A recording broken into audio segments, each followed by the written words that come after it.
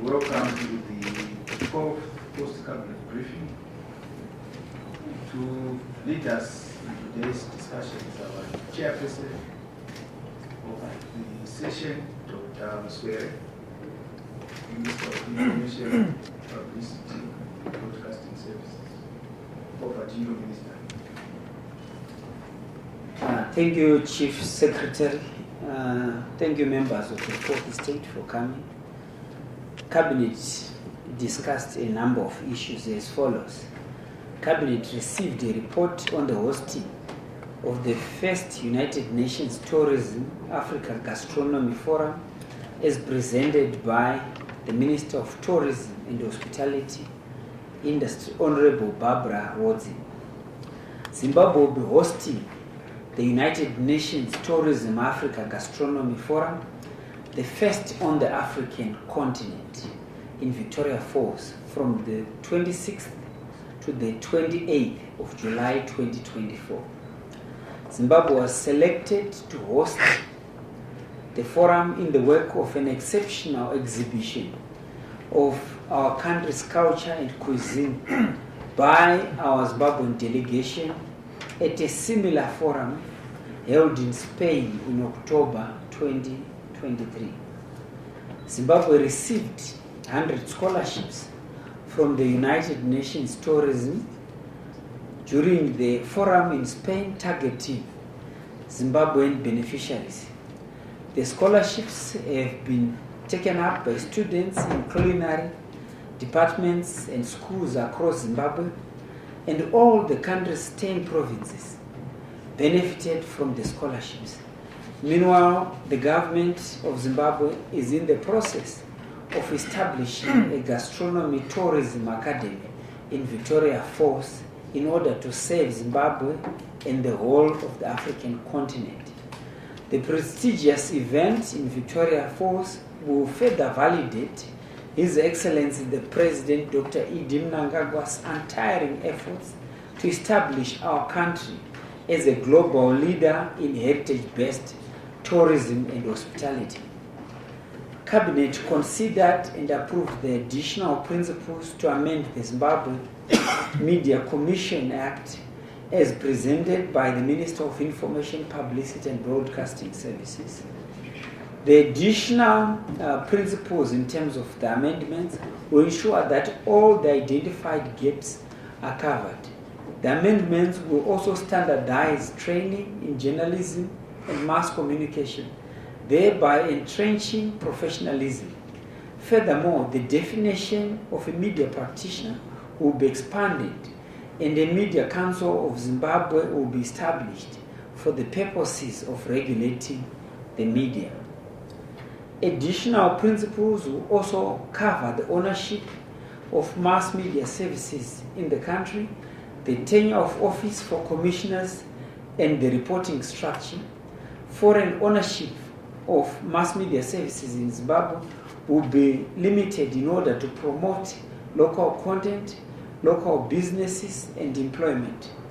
The Zimbabwe Media Commissioners will serve for a 5-year term, which is renewable once in terms of the Constitution, and the Commission shall report to the Minister as provided for in the Constitution.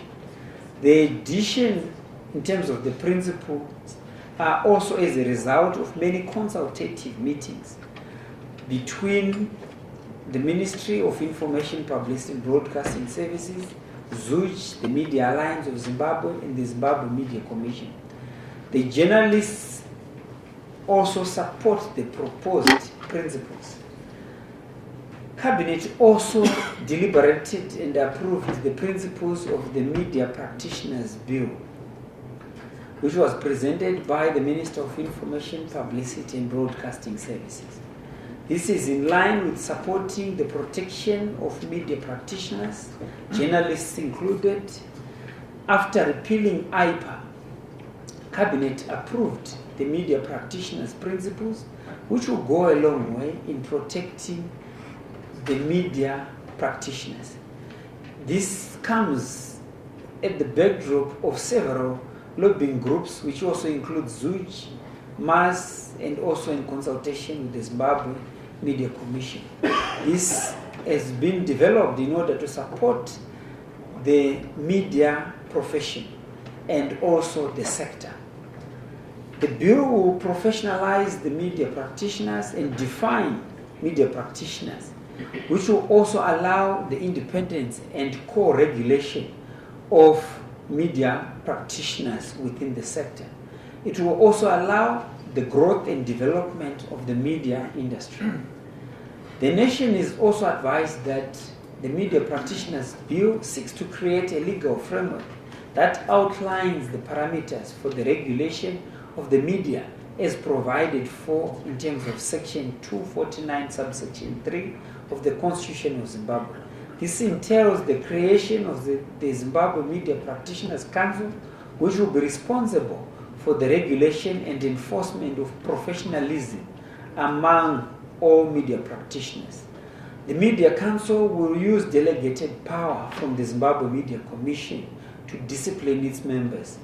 The Media Practitioners Council will also deal with conduct and ethics, and media practitioners or councillors will be elected, including an addition of nominees from the Editors Forum, public media institutions, private media institutions, the academia, freelance media practitioners, and many others. Cabinet also considered and approved the principles for the additional amendments to the Broadcasting Services Act, which were presented by the Minister of Information, Publicity and Broadcasting Services. As the nation may recall, the first set of principles for the amendment of the Broadcasting Services Act were approved by Cabinet in 2019. The proposed additional principles are therefore meant to address shortcomings which were identified in the development.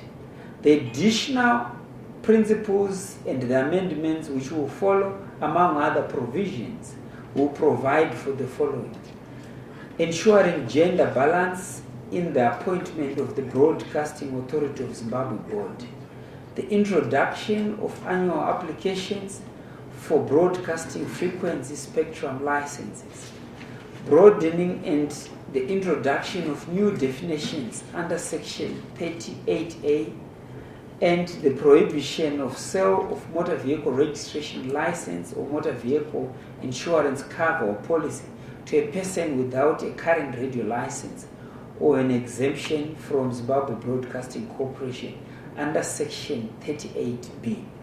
In terms of the amended Act, the Zimbabwe Broadcasting Corporation revenue base will be broadened, since it will be mandatory for all motorists to have current radio licenses before either disposing their vehicles or on purchasing motor vehicles. Cabinet received and adopted the update on the summer marketing and winter cereals plan, which was presented by the Minister of Lands, Agriculture, Fisheries, Water and Rural Development, Dr. Anxious Jongwe Masuka.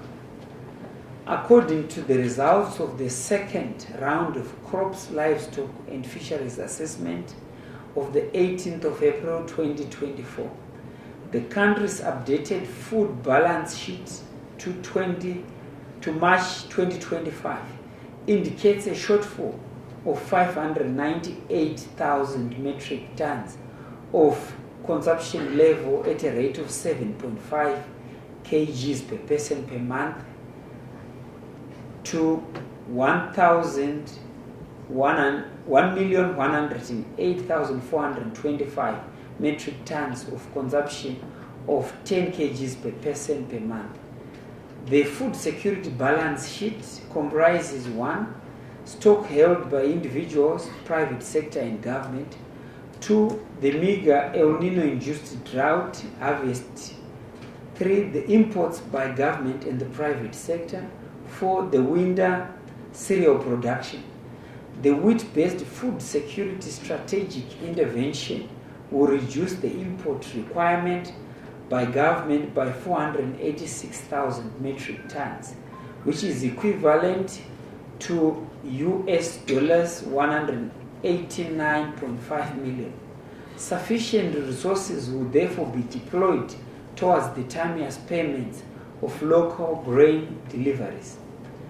The shortfall in grain requirements will be met through imports by the private sector, which has indicated the capacity to import 1 million metric tons between April 2024 and March 2025 in order to mitigate the effects of drought.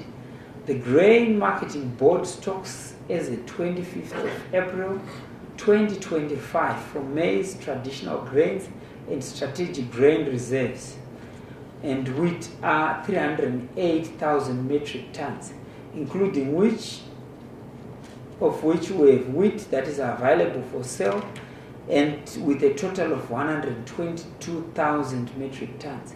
Cumulatively, government is 430,000 metric tons. Regarding the summer crops marketing update, the nation is advised that 6,998 metric tons of grains and oilseed has been marketed to date. A total of 142,000 hectares is being earmarked for irrigation, and the various crops planted for winter production are wheat on 120,000 hectares, barley on 7,000 hectares, maize or sorghum on 3,200 hectares, and potatoes on 6,750 hectares, to produce over 800,000 metric tons, of which 600,000 metric tons shall be wheat for food security. The wheat production hectarage will be sponsored by the banks, the Presidential Input Scheme, ADA, and the Food Crop Contractors Association, and self-financing. To date, a total of 60,139 hectares has been contracted under various schemes, out of which 1,352.5 hectares has already been planted. The government and stakeholders are tracking 11 winter wheat production enablers, mainly power, water, seed, fertilizer, fuel, farm outstanding payments, finance, coordination, monitoring and evaluation, migratory pests, mechanization and chemicals. Despite the El Nino-induced drought and declaration of the state of disaster by His Excellency the President, government would like to assure the nation that there are sufficient plans to provide affordable grains through sale and also through the social welfare channels till March 2025, when the next harvest is expected. Cabinet received reports on progress made in the implementation of priority projects for the first 100-day cycle of 2024, as presented by the Ministers of Health and Childcare, Energy and Power Development, and Higher and Tertiary Education, Innovation, Science and Technology Development. The Acting Minister of Health and Childcare, Professor Paul Mavima, reported progress on projects under the Ministry of Health and Childcare as follows: the construction of pharmacy stores at Lobotombo Clinic, in Marondera, Nyamzuwe and Makosa Rural Hospitals, and Kondoma Clinic in Mtoko, Chileso and Katanya Clinics, Bindura, Guruve and Kemtamba Clinics in Guruve, and Gonono Clinic in Mbire are 95% in terms of completion. The refurbishment of the genomic sequencing laboratory at Salimu Gabe Central Hospital is at 80% in terms of completion. The installation of X-ray machine at Victoria Falls Hospital is at 95% in terms of completion. The construction of a mega water tank at Chitungwiza Central Hospital is at 50% in terms of completion. The construction of an incinerator at Sale Mugabe Central Hospital is at 65% in terms of completion. The Minister of Energy and Power Development, Honorable Ed Kamoyo, reported progress on projects being undertaken by his ministry as follows. The 132 kilovolt line under the Alaska Karoi Power Transmission Rehabilitation Project was successfully completed, energized, and commissioned in March 2024. The 200 kilowatt Hakwata Community Solar Project in Chipinge District was completed and commissioned, together with the construction and installation of 90 biodigesters, the antenna wiring and installation of 80 households, and the drilling of 3 boreholes. The project will benefit 12,500 people directly. The 120 kilowatt Chitulipasi solar project in Byte Bridge District is now 85% in terms of completion. And on completion, 27 homesteads, a primary school, a clinic, the Zimbabwe Republic Police and reader camps, and a business center will be connected to the solar grid. The 23 megawatt Central Grid Solar Power Station Phase 2 in Nyabira Zimba District has reached 93% in terms of completion, with 100% installation of photovoltaic panels. The Minister of Higher Education, Innovation, Science and Technology Development, Professor Emon Muruira, reported progress on projects under his purview as follows. The establishment of the Mtoko Bioeconomic Cooking Oil Plant is 85% in terms of completion. The Bingwa Eco-Tourism Innovation and Industrial Park is at 90% in terms of completion. The modified coal tar project in Rishabane, Midlands Province, is at 60% in terms of completion. The construction of a satellite communication and Earth observation center is at 85% in terms of completion. The Manicaland State University fencing project is at 85% in terms of completion, and the integrated skills expansion and outreach program is at 80% in terms of completion. Cabinet also received a report on the state visit to Zimbabwe by His Excellency Dr. Ruto, the President of the Republic of Kenya, from the 26th to the 27th of April 2024, as presented by the Acting Minister of Foreign Affairs, Professor Emon Muruira. The nation is advised that His Excellency President Ruto undertook a highly successful state visit to Zimbabwe at the invitation of his counterpart, His Excellency the President, Dr. E.D. Mnangagwa. Dr. Ruto officially opened the 64th edition of the Zimbabwe International Trade Fair on the 27th of April 2024. Cabinet is pleased to advise that the 2 presidents presided over the signing of 9 instruments of cooperation that were recommended by the 4th session of the Zimbabwe-Kenya Joint Permanent Commission on Cooperation held in Harare from the 21st to the 23rd of April 2024. The 2 leaders agreed to elevate the Joint Permanent Commission on Cooperation to a binational commission. His Excellency President Ruto offered to host the inaugural binational commission in Kenya in 2026. President Ruto also thanked the government of Zimbabwe for the donation of 100 metric tons of oxygen to Kenya during the height of the COVID-19 pandemic in the previous years. The Kenyan president pledged to donate food products to Zimbabwe valued at $1 million. The donation also includes 30,000 bags of maize.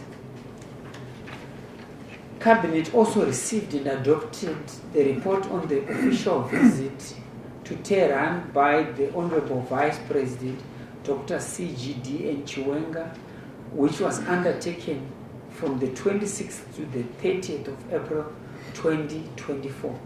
The Honorable Vice President represented His Excellency the President, Dr. Idi Mnangagwa, as the guest of honor at the second Iran-Africa Economic Conference held in Iran. The objectives of Zimbabwe's participation at the conference were to explore opportunities for economic multi-sectorial cooperation and to gain insight into the progress made since the signing of the 12 memorandums of understanding with Iran. Honorable Vice President Chiwenga held 3 bilateral meetings with the President of Iran, the Vice President of Iran, and the Minister of Cooperatives, Labor and Social Welfare. The Vice President also toured targeted specific exhibitions at the Iran Expo 2024. The nation is advised that Iran is offered to train technical vocational education and the training of lecturers and students through an offer of 1,000 scholarships. Zimbabwe also sent to Iran technical personnel to be trained on dialysis machine production and maintenance. The setting up of a tractor assembly plant in the country by the Iran Tractor Manufacturing Company will also be expedited. Furthermore, the respective 2 countries resolved to enhance cooperation through the facilitation of free movement of goods and people through a conducive visa regime, the creation of a joint monitoring team for the implementation of all memorandums of understanding, and the establishment of a joint team to draw up a 10-year plan and roadmap for the cooperation between the 2 countries. Cabinet also received a report on the traffic accident that occurred along the Harare-Masvingo Road as presented by the Minister of Transport and Infrastructure Development, Honorable Felix Mona. The nation is advised that a serious road accident occurred at the 52-kilometer peg along the Harare-Masvingo Highway on Friday, the 26th of April 2024, resulting in the death of 15 people and a number of serious injuries. The injured people were admitted at Chivu and Chitungwiza hospitals, and government immediately declared the accident a national disaster and assisted the bereaved families. Government will also meet the medical bills of all the injured persons. The Cabinet noted that the number of accidents are taking place between Harare and Chivu and has decided to upgrade the Chivu hospital. Cabinet has also appealed to all drivers to be careful on the roads in order to avoid these accidents. I thank you. Thank you very much, Honorable Minister, for the presentation. We now move on to the first round of 3 questions. After those 3 questions, we ask the ministers to respond. Then we move to the second round of 3 questions. Let us restrict our questions to the presentation made by the Honorable Minister. Thank you very much. The first question, yes, sir. Thank you so much. My name is Panash Makufa from Sources Media News Agency. My first question is, you talked about hosting United Nations Tourism Africa Gastronomy Forum, if I'm not mistaken. What's the update on upgrading the road network to the largest tourism destination in the country? Currently, Ulawari to Vic Falls Road is regarded as the killer road, one of the killer roads in the country. Then my second question is in regards to Zimbabwe Broadcasting Act. You said, my question is, are we going to see a revision of application requirements, for example, exorbitant fees on application of TV licenses, which have been acting as a barrier to media plurality in the country? Thank you. Thank you. Thank you very much. Yes. Thank you so much, Chief Secretary. My name is Theophilus Chuma from SABC. My question is directed to the Minister of Transport, Honorable Mona. It appears the accidents that are happening, we've seen that some of these operators do not have sufficient compensation for the victims. Now, I understand that there was a plan by government to adopt the third-party insurance. How far have we gone in terms of making sure that that is made a reality, and also working on the road accident fund? Thank you. The last question in this round.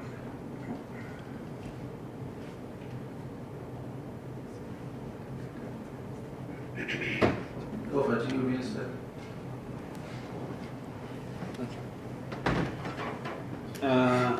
I'll ask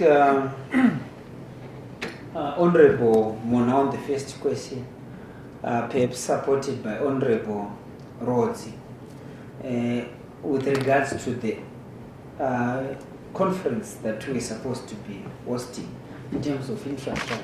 I think the question should actually be going to Honorable Mona to respond, but Honorable Barbara Rodzi, you can also be in a position to assist. Thank you. Thank you, Honorable Chair. And let me also thank my brother who asked a very pertinent question. Unfortunately, I didn't get his name pertaining to the road.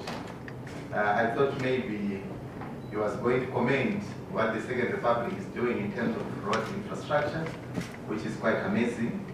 And as you know that, yes, we've got a mandate to rehabilitate our roads, which we cannot do on a given date, all of them. We've got close to 90,000 kilometer road network in the country. But however, that's not a defense. As you know, we started attending to very damaged sections of Victoria Falls Road, which is known as Bay Bridge, Bulawayo, Victoria Falls. And we later realized on that the road was weaker. Initially, we targeted 60 kilometers of bad sections, but the moment we were attending to the bad sections, we also witnessed that potholes were mushrooming on the areas that were not attended to. So now we have resolved to do similarly the way we are working on the Bay Bridge Road to get a partner to work on, and the ministry insists. We are finalizing on the partners to work on the entire stretch, which is close to 760 kilometers, starting from Bay Bridge, Makado, Bulawayo, Vic Falls. So I want to assure the citizens that the Second Republic, through the listening president, His Excellency Comrade Dr. Emerson Mnangagwa, is heeded to the core that yes, it's a very important core in terms of connectivity when it comes to tourist activities within Victoria Falls. So there is no way we can abandon that road.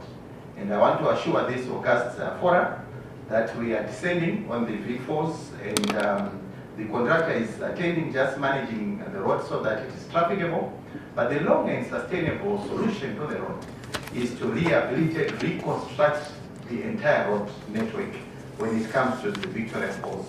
But I want to thank you and also to allay the fears that it is a neglected road. Thank you, Honorable Chair. Thank you, Honorable Minister.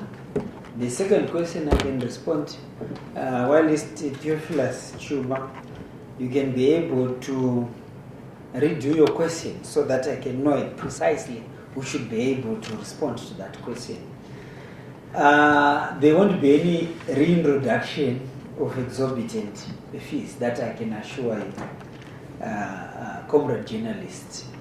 This is just a coordination of revenue streams in terms of the Broadcasting Services Act.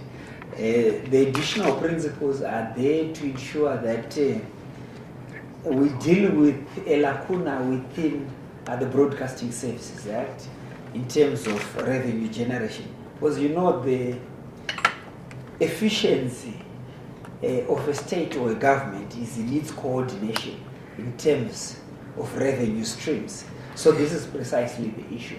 This is a listening government, and there won't be any exorbitant fees, I can assure you that. Theophilus, perhaps you can rephrase your question again.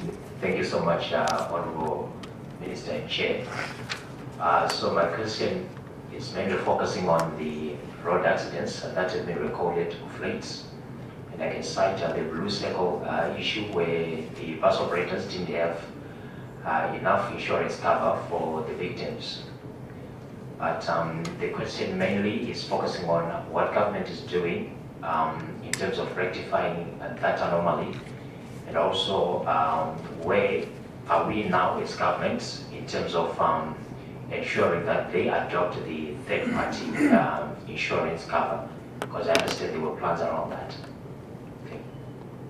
Okay, I'll respond on the last part, but this question I'll refer it to Honorable Mona and also to Honorable Kazembe to respond on road accidents. Perhaps we could start with Honorable Mona, then we also go to Honorable Kazembe to tackle the policing issues. Thank you once again, Honorable Chair, and let me also thank my brother, Theophilus Shuma, for that very important question. Yes, I do concur. The scenario that we have on our roads is not pleasing. And as a country, we cannot continue losing our precious lives through roads. And once again, due to the wise counsel of His Excellency, during the budget process formulation and through the August House, a proposal was made by the Minister of Finance pertaining to the third party, and I'm sure maybe the Honorable Chair will buttress that point. But the essence and the genes of that proposal was to make sure that whatever is being collected through third party will then be channeled, especially through our hospitals, so that we cater for those who are actually injured during disasters that we have, as we have witnessed recently. But alas, you find that it is also very difficult to claim that money in the event of just an ordinary accident. But the modalities to that effect are being pursued by the Ministry of Finance regarding on the collection mechanism of that third party and on the pro rata basis pertaining to the claims that will emanate from such insurance. So we are saying at the end of the day, as the Ministry of Transport and Infrastructural Development, we will not sit and watch whilst we are witnessing these accidents. And you have cited the Blue Circle bus, which we have suspended until today, where they didn't have proper documentation, and one of such documentation is the public insurance. And it is provided in the Roads Act that yes, any public service vehicle must have with them adequate insurance cover. And this is the lacuna again that is existing, that we are seeing that yes, as much as it is covered in the Road Act, it is not being provided adequately to cater for such eventualities in the event of accidents. So it is one of the issues that we are working closely, and in terms of harmonization of policies, we are working closely, and I'm sure in due season, will then advise having synchronized all the pieces of legislation to support that effect. Thank you, Honorable Chair. Thank you, Honorable Mona. Perhaps Honorable Kazembe, you can add in terms of some of the measures that you have put in place in order to ensure that we have an accident-free road network. Honorable Kazembe, if you can add some more. Thank you, Honorable Chair. Yes, it's quite disturbing, the number of road accidents that we're experiencing, but we are doing our utmost through the police to ensure that there is law enforcement And not only that, we are working together with my counterpart, Honorable Minister Mona, to leave no stone unturned in this regard. For starters, it's no longer going to be business as usual. We are going to be investigating each and every incident that, of an accident, starting with this particular one that has just happened. It's said that we've lost a number of people, and our condolences to the bereaved families. But I've spoken to the Commissioner General of Police, and we've agreed that we should investigate backwards. We need to determine what caused the accident. Was it a wrong decision by the driver? Was it a mechanical fault? And was the bus overloaded, the minibus? And if it was, did it pass through any roadblock? And if it did, why was that not corrected? So it's not going to be business as usual. We're going to interrogate each and every accident to get to the bottom of it. So we are saying to the police officers, please let's do our jobs as mandated by the laws. We should not allow vehicles that are not fit for road to pass through a through a roadblock. Neither should we allow drivers that are not fit for purpose to pass through a roadblock. If anything happens as a result, if a vehicle that has passed through a roadblock that you are manning is involved in an accident and the investigations reveal that that vehicle was not supposed to pass through that roadblock, then you will be accountable, you will be answerable. So we are doing that as an intervention to ensure that we bring sanity on our roads. But secondly, we are also working together with my counterparts to ensure that we will equip our police officers to be able to carry out their mandate, to be able to account for those who are driving under the influence of alcohol and drugs and substances, because we are aware that those could be other reasons why we are ending up with these accidents. So I'm happy to inform this August Forum that we now do have the equipment. We just need to finalize a few things that can be used to test, to do some spot checks to see if one is under the influence of drugs or alcohol. That's the second intervention. We are also deploying electronic management, traffic management systems.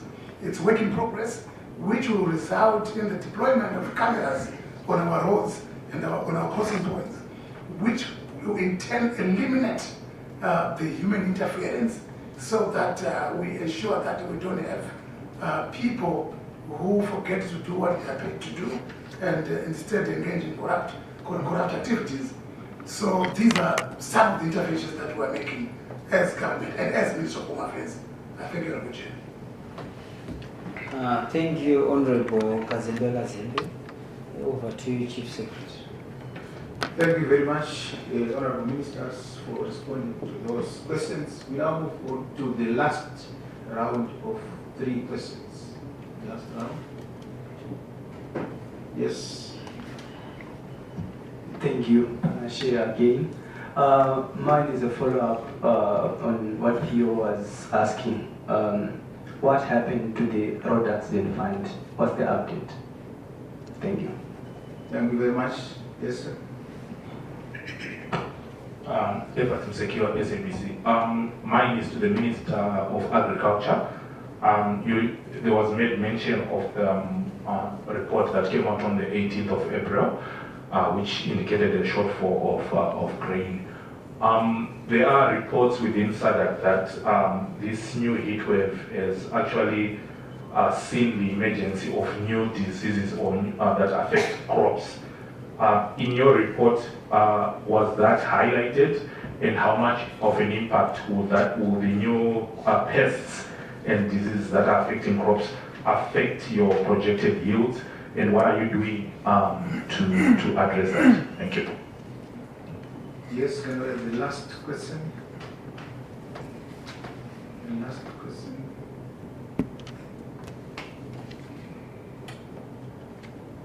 Okay, Honorable Minister, there is no one willing to ask. Thank you. Take a question. Thank you. The first question is to Honorable Mona about the road accident fund. Honorable Mona is also acting Minister of Finance. You can respond to the road accident fund issues. Thank you. Thank you, Honorable Chair, and once again, I want to thank my good brother for the follow-up question. Indeed, as you know, that the road accident fund has been topical, even from the legislative perspective, where awareness in terms of public consultations were ongoing, and even through the Committee on Transport and Infrastructural Development. And the matter has been cascaded to Cabinet, and now the matter is before the Cabinet Committee on Legislation, where we are perfecting the bill. And if it's ready, then we'll table it and broadcast it accordingly. But it is one of our agent matters that we are working with pertaining to the road accident fund. Thank you, Honorable Chair. The second question is to Honorable Dr. Masuka with respect to the SADC reports on the pest's effect on the expected yield. Honorable Masuka. Thank you, Chair. And I take the questioner from SABC News. I haven't seen the SADC report, and I'm pleased to see it and then input into the process. However, for the country, we monitor pests through a very robust surveillance system. We've established a Department of Migratory Pests specifically to respond to climate change-induced pests and diseases. With Zimbabwe predicted to become drier in the decades ahead, it can be expected that pests and diseases will increase, not just for crops.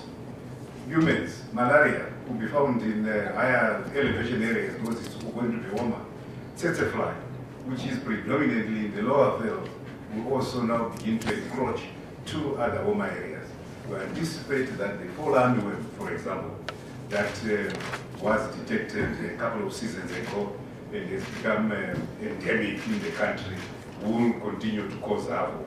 We've seen more incidences of this pest this year, and as a result, government has responded by distributing full armyworm chemical to each of the 1.8 million rural households, and we expect to continue with this.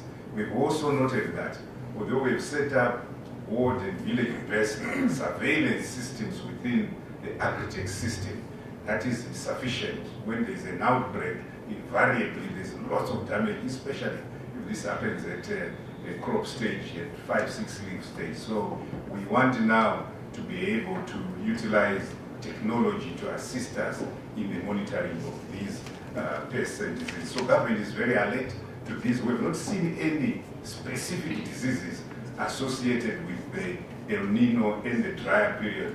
It can be expected, however, from knowledge of pests and diseases that you can expect an increase in the bacterial diseases with a heightened temperature. So government is on the lookout and will continue to be as vigilant as is humanly possible. Thank you. Thank you, Honorable Minister. I also have a joint statement by the Minister of Transport and Infrastructure Development. But before we go, before he presents, I want to underline the importance of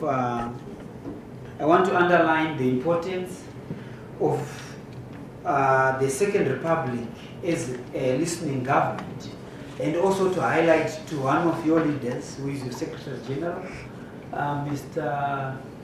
Shongwan, that the principles that we were pushing for as Zuji and Mas were adopted by Cabinet today. That now work has to start in consultation with the Zimbabwe Media Commission. This is a project and amendments and a bill in terms of development that has been pushed by media practitioners, and he is there to confirm and attest and verify that this is one of the developments in terms of the media that you've been so passionate about as media practitioners that will professionalize the sector. So perhaps you can confirm, Mr. Kogwane, as Secretary General of Zim. Thank you, Honorable Minister. Well, just to say, indeed, there have been engagements and we continue to engage with the government. We're happy with that you are allowing us to engage on issues that affect us. And we think that the best way that we can do is to professionalize the sector. Thank you. Mr. Kogwane, so with your constituents, you should own this. Work together with the Zimbabwe Media Commission and the ministry. Because we are listening government, we want the best for the media practitioners so that we create a professional, robust media industry. Then lastly, I have an item, a joint statement by the Minister of Transport and Infrastructure Development, Honorable Felix Mona, and the Minister of Home Affairs and Cultural Heritage, Honorable Kazembe Kazembe. Over to you. We can move the infrastructure.